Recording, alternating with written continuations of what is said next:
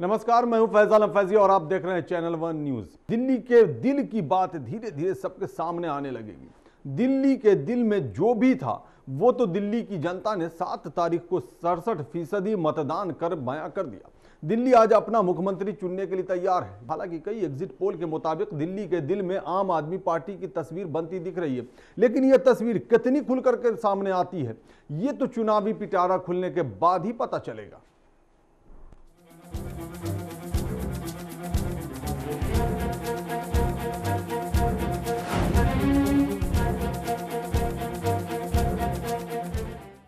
तो दिल्ली विधानसभा चुनाव की गिनती शुरू हो गई है। दिल्ली में मतगणना के मद्देनजर सुरक्षा कड़ी रखी गई है, पुख्ता इंतजाम किए गए हैं। पुलिस अर्धसैनिक बलों की 120 कंपनियां तैनात हैं। तो दिल्ली में मतगणना शुरू हो गई है। दिल्ली विधानसभा चुनाव की मतगणना शुरू हो गई है। बड़ी खबर इस वक्त की ये आ रही है और आप संयोजक अरविंद केजरीवाल का ट्वीट भी आया है इस बीच, और उन्होंने कहा है दिल्ली वालों को शुभकामनाएं। यानी केजरीवाल ने ट्वीट कर ये कहा है कि दिल्ली वालों को शुभकामनाएं, प्रार्थना कीजिए, प्रार्थना में बड़ी शक्ति होती है। अरविंद केजरीवाल ने ट्वीट करके ये कहा है, रिजल्ट से पहले आप कार्यकर्ताओं में जश्न का माहौल। ये बड़ी खबर है। जश्न मनाने के लिए डीजे और स्टेज बनाकर तैयार हैं आप कार्यकर्ता। आप कार्यकर्ताओं को लग रहा है कि उनकी जीत पक्की है। आप संयोजक अरविंद केजरीवाल ने इसीलिए ट्वीट करके कहा है कि आप प्रार्थना करें, प्रार्थना में बड़ी शक्ति होती है, और साथ में शुभकामनाएं भी दी हैं। जाहिर सी बात, जब शुभकामनाएं दे रहे हैं तो लगभग ये माना जाए कि वो पूरी तरह आश्वस्त हैं कि जीत उनकी पक्की है। संयोजक अरविंद केजरीवाल ने लोगों को शुभकामनाएं दी हैं और कहा है कि प्रार्थना कीजिए, प्रार्थना में बड़ी शक्ति होती है। तो मतगणना शुरू हो गई है। बड़ी खबर इस वक्त ये आ रही है। थोड़ी देर के बाद रुझान आना शुरू होगा और तकरीबन दोपहर के 12-1 बजे के आसपास तस्वीर लगभग साफ होती दिखती नजर आएगी। बताते चलें कि जो रुझान है उसके मुताबिक 36 सीटों पर आम आदमी पार्टी आगे चल रही है।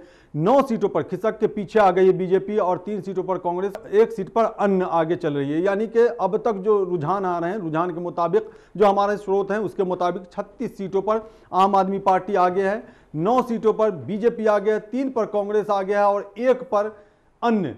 यानी कि काफी बड़ा फासला हो गया है, काफी बड़ा फासला नजर आ रहा है। आम आदमी पार्टी बहुमत की तरफ है और बीजेपी काफी पिछड़ती हुई नजर आ रही है। दूसरी खबर जो बीजेपी के लिए शुभ नहीं है वो ये है कि कृष्णानगर सीट से किरण बेदी जो मुख्यमंत्री पद की उम्मीदवार है पार्टी की तरफ से, वो पिछड़ती नजर आ रही है। अभी जो खबर आई है उसके मुताबिक वो 282 मतों से पीछे चल रही है। संवाददाता संदीप शर्मा के पास चलते हैं। संदीप, बड़ा फर्क हो गया है, लगभग अब इसे जीत मान लिया जा सकता है क्योंकि बहुत बड़े फर्क पे आकर के रुक गया है कांटा।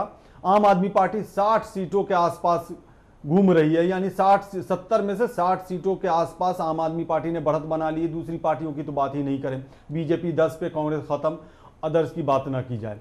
संदीप, आपने आम आदमी पार्टी कार्यकर्ताओं से बात की होगी, उनसे मुलाकात की होगी, या आप चूंकि बाहर हैं आपने नज़ारा देखा होगा, माहौल देखा होगा, कैसा नज़ारा है? एक बार फिर हम आपसे पूछना चाहें। देखिए, जो पहला प्रश्न का पहलू है मैं उस पर कहूँगा कि जीत यहाँ पर होती है, जश्न वहीं होता है, और जहाँ हार होती है सन्नाटा वहीं पसरा होता है। मैं भारतीय जनता पार्टी के पंत मार्ग के कार्यालय, प्रदेश कार्यालय में मौजूद हूँ और कार्यालय की बात कहूँ तो यहाँ पर कोई नेता दिखाई नहीं दे रहा है। वो नेता जो उत्तरदायित्व है, जिसका उत्तरदायित्व है, जो जिम्मेदार है, जो अकाउंटेबल है, जिसकी जवाबदेही है, वो नेता हमें दिखाई नहीं देते हैं। निश्चित रूप से भारतीय जनता पार्टी के कार्यकर्ता जो टिकट बंटवारे से लेकर और अभी तक चुनावों में जो है वो जमे रहे, जिनको जीत की उम्मीद थी, वो कहीं दिखाई नहीं दे रहे। अगर यहाँ पर कोई दिखाई दे रहा है इस पंत मार्ग के कार्यालय पर तो सिर्फ और सिर्फ जो है मीडिया कर्मी दिखाई दे रहे हैं और चंद भारतीय जनता पार्टी के कार्यकर्ता जो हमेशा यहाँ पर दिखाई देते हैं वो दिखाई दे रहे हैं।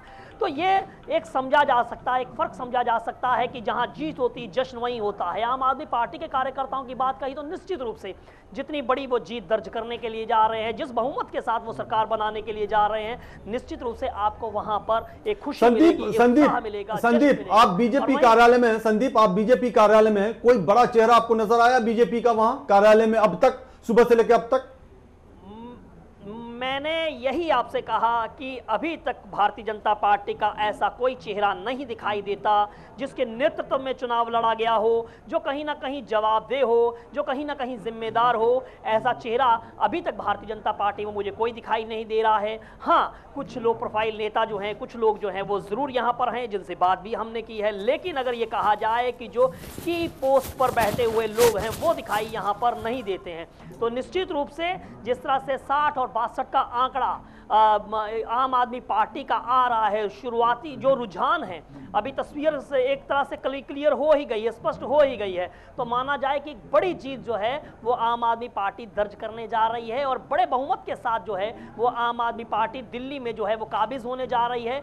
वहीं ये उम्मीद जो है वो कहीं आम आदमी पार्टी ने भी नहीं की थी कि इस कदर जो है वो प्रदर्शन उसका होगा। अगर यही जो रुझान मिले हैं और यही परिणामों में तब्दील हो जाते हैं, यानी 60-62 की सीट्स। जी बिल्कुल जी संदीप, चूंकि आप बीजेपी कार्यालय में हैं इसलिए ये सवाल थोड़ा अटपटा लगता है, लेकिन आपसे पूछना चाहेंगे कि एक तरह से माना जाए कि दिल्ली कांग्रेस मुक्त हो गई। बीजेपी की तरफ से यह नारा भी दिया जाता था कि देश को कांग्रेस मुक्त बनाना है, तो दिल्ली बीजेपी माफ कीजिएगा कांग्रेस मुक्त हो गई और बीजेपी का भी कमोबेश वही हाल है। दिल्ली से बीजेपी भी साफ होती दिखाई दे रही है। दोनों को अगर जोड़ के देखा जाए, कांग्रेस मुक्त भारत की बात करें तो निश्चित रूप से कांग्रेस मुक्त दिल्ली तो वाकई हो गई है। दिल्ली में जिस तरह से सुपड़ा साफ हो चुका है, और अगर भाजपा मुक्त की बात करें तो वो केंद्र में बैठी हुई जो लगातार जीत जो है वो दर्ज करने वाली, 4 राज्यों में जीत दर्ज करने वाली भारतीय जनता पार्टी, वो भी आप देख सकते हैं कि लगातार अब जो दिल्ली के अंदर जो परिणाम आ रहे हैं, दिल्ली के अंदर जो रुझान प्राप्त हो रहे हैं, निश्चित रूप से ये काफ़ी एक बड़ा झटका जो है वो बीजेपी के लिए है। वो कांग्रेस मुक्त भारत का अभियान चला रहे हैं, यहाँ पर आम आदमी पार्टी कहीं ना कहीं भारतीय जनता पार्टी मुक्त जो है वो दिल्ली जो है इन्होंने कर दी है। पहले ही ये 16 साल दिल्ली से बाहर बैठे रहे और कोशिश थी कि जब शीला दीक्षित को हटाएंगे तो हम यहाँ पर सत्ता में काबिज हो जाएंगे, लेकिन ऐसा नहीं हुआ। उस सपने को चकनाचूर कहीं ना कहीं आम आदमी पार्टी ने किया और कहा भगोड़ा कहकर, और कई तरह के जो टिप्पणियां जो हैं वो भारतीय जनता पार्टी की तरफ से भी की जाती रहीं। लेकिन अब आपने देखा कि जिस तरह से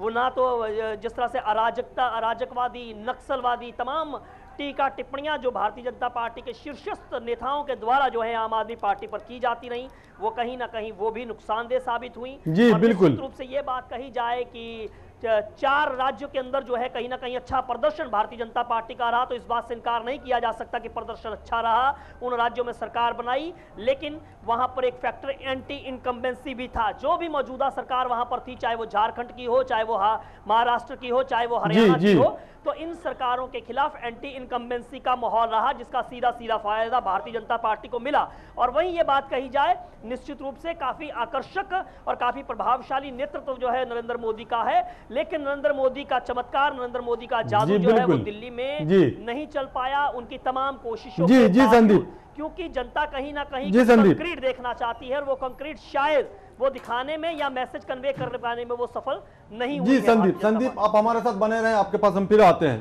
प्रोफेसर ललन प्रसाद, बीजेपी लगातार जीत की तरफ बढ़ रही थी। पिछले 14 महीने में बीजेपी की 4 राज्यों में जीत, लोकसभा चुनाव में जीत, और अचानक से बीजेपी की यहाँ हार। क्या माना जाए, बीजेपी की जीत का जो रथ था वो रुक गया यहाँ? नहीं, इसमें कोई संदेह नहीं कि जो बीजेपी की रणनीति दिल्ली के संबंध में रही है वो सफल नहीं हुई। देखिए, बीच में नेतृत्व बदल देना और पार्टी कैडर्स को हतोत्साहित करना। आपको याद है कि जो बीजेपी के वरिष्ठ नेता दिल्ली में थे, लगभग सभी असंतुष्ट थे जिस तरह से पूरे चुनाव का संचालन हुआ, और जिस तरह से ऊपर से नेतृत्व थोपा गया, उसके सब विरोध में थे। दूसरी बात यह कि कैडर के अंदर वो उत्साह इस बार नहीं देखने को मिला बीजेपी में जो इसके पहले चुनाव में होता था। और एक बात अब मैं समझता हूं कि इस चुनाव के रिजल्ट का राष्ट्रीय राजनीति पर भी बहुत बड़ा असर पड़ने वाला है। जिस तरह से ममता बनर्जी ने उनको अभी तुरंत बधाई दे दी, और अभी लालू प्रसाद यादव और नीतीश कुमार और ये सारे लोग, मुलायम सिंह यादव, सारे लोग उनके साथ आने के जो इच्छा व्यक्त करने लगे हैं या आगे आ सकते हैं, तो उसका एक परिणाम ये भी हो सकता है कि दिल्ली में भी वही स्थिति हो सकती है जो यूपी, बिहार और राज्यों में क्षेत्रीय राजनीतिक दल का दिल्ली में अब एक उदय हो गया है। और ये क्षेत्रवाद जिसके विरुद्ध नरेंद्र मोदी लड़ रहे थे और जिसके विरुद्ध संसद के चुनाव में उन्हें अच्छी सफलता मिली, वो जो उनका रथ था वो थोड़ा रुक गया इस जी बिल्कुल। जी मुकेश वाजपेयी, देखिए बहस का स्तर बहुत नीचा है। मेरा एक सवाल भी सुन ले, उसके बाद इस पे भी प्रतिक्रिया दे देंगे। चुनावी सभाओं में अक्सर ये कहा गया, दिल्ली में जो चुनावी सभाएं हुई बीजेपी की तरफ से कहा गया कि केंद्र में बीजेपी की सरकार है। अब तो मेरी समझ से थोड़ा सकारात्मक बात कर ली जाए तो ज्यादा बेहतर है, नकारात्मक बातें तो हो चुकी हैं, तो मैं उसी पे आ रहा हूं। तो अक्सर ये कहा जाता था कि बीजेपी की सरकार केंद्र में है, तो दिल्ली में भी अगर बीजेपी की सरकार बनती है तो विकास की गाड़ी बड़ी तेजी से आगे बढ़ेगी। अब बीजेपी की सरकार बनती दिख नहीं रही है, आम आदमी पार्टी की सरकार बनती दिख रही दिल्ली में, ये लगभग तस्वीर साफ हो चुकी है। तो क्या अब पूरा सहयोग मिलेगा विकास की गाड़ी को दौड़ाने के लिए केंद्र सरकार से जो बीजेपी की सरकार है आम आदमी पार्टी की सरकार को? नहीं, जो बिल्कुल सहयोग तो हम केंद्र सरकार से जो भी सहयोग इनको चाहिए वो सहयोग मिलेगा, लेकिन बात दूसरी है, जो इन्होंने वादे किए हैं वो चाहे केंद्र सहयोग करे या कुछ भी करे, ये लोग नहीं पूरा कर सकते हैं। क्योंकि दिल्ली में जो भी गवर्नमेंट बनेगी उसके पास अधिकार बहुत सीमित होंगे, उनके पास कुछ अधिकार ऐसे, इन्होंने तो वादे ऐसे ऐसे कर दिए जो उनके अधिकार क्षेत्र आपने एक बड़ी बात कह दी, अधिकार सीमित होंगे, इसे परिभाषित करें आप। मैं परिभाषित इस रूप में करूंगा कि पुलिस इनके पास नहीं है, काफी चीजें इनके पास नहीं है, लेकिन जब नहीं है तो क्यों नहीं है? अब केंद्र में आपकी सरकार है और आपने ये वादे किए थे, मुझे जहां तक याद है लोकसभा चुनाव से पहले, तो क्यों नहीं है? पूर्ण राज्य का दर्जा देने का इशारा किया था आपने, इस बार कोई घोषणा नहीं। देखिए हमने ये, अगर इनकी विधानसभा में जब सरकार बनेगी उनका कोई प्रस्ताव आएगा पूर्ण राज्य के बारे में तो हमारी सरकार विचार करेगी। लेकिन दूसरी बात यह है कि जो वादे, जो जहां तक आप सकारात्मक बहस की बात कर रहे हैं, जो इन्होंने बोला है, जो इन्होंने वादे करे हैं, जो सब विभाग एक दिखाया है जनता को, दिल्ली की जनता को, मैं उस बारे में बात कर रहा हूं कि उसमें अधिकार अभी इनके पास बहुत सीमित रहेंगे और अधिकार सीमित रहने की वजह से इनको परेशानी होगी। तो इनको वादे करने से पहले या तो ये सोचना चाहिए था कि हम ये पूरे कर पाएंगे। दिल्ली की जनता बहुत जल्दी, देखिए दिल्ली की जनता ने एक चीज़ स्पष्ट कर दी है कि केंद्र में मोदी सरकार, दिल्ली में अरविंद केजरीवाल की सरकार, जो एक इनका नारा था उसको उन्होंने बिल्कुल मान लिया है।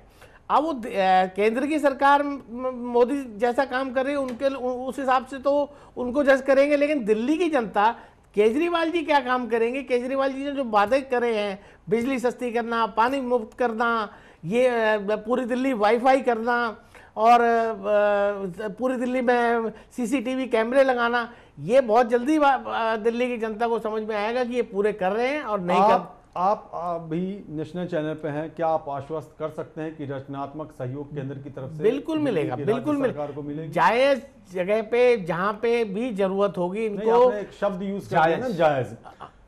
जायज देखिए तब होगा ना जब मामला सामने आएगा। हाँ। मैं सिर्फ आपसे भरोसा लेना चाहता हूं। बिल्कुल मिलेगा। मैं जायज नाजायज के मैं फर्क बता दूं ना, जैसे 26 जनवरी को, पिछले 26 जनवरी को इन्होंने कहा कि जी हम तो लोकपाल ऐसे पास करेंगे, नहीं तो हम राजपथ पे 26 जनवरी नहीं होने देंगे। तो इसमें तो कोई भी केंद्र सरकार इनका सहयोग नहीं करेगी।